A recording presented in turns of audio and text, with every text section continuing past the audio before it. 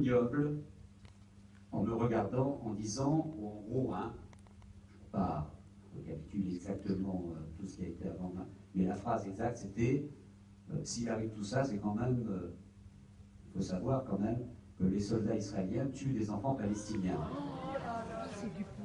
Donc, j'en étais suffoqué. Comment un type à la télévision puisse dire, je lui ai fait répéter, mais vous voulez dire,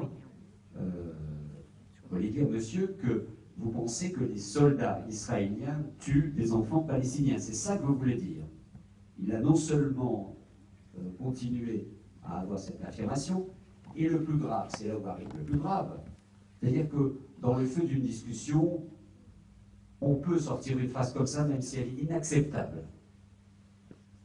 Mais après avoir dit cette phrase, il a plongé son nez dans ses papiers et a sorti des chiffres.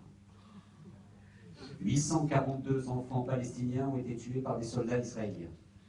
Et alors là, même son acolyte, à côté, lui a dit « Mais comment tu as pu chercher des chiffres comme cela, alors qu'on parle d'Ilan Halimi, un jeune Français qui a été assassiné? Mais c'est quoi ce chemin de pensée? C'est quoi ce chemin de pensée ?»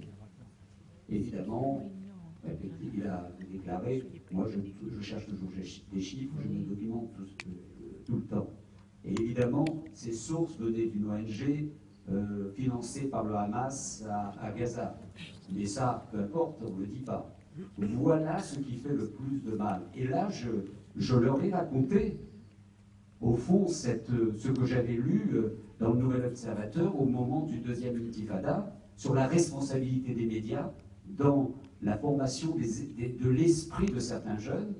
Dans le Nouvel Observateur, un jeune garçon de 15 ans était interviewé et disait textuellement, après avoir écouté des informations de 20 heures sur France 2 sur la Palestine et Israël, quand je retrouve mes copains sur le parking de la cité, on n'a qu'une seule envie, c'est de se faire un juif. Voilà à quoi ça mène.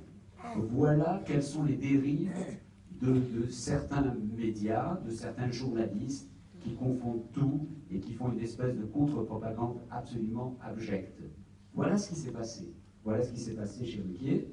Ça a été coupé, bien heureusement, encore une fois, pas à ma demande, à la demande de la production, parce qu'ils ont compris que ça, c'était impossible et c'était nauséabond.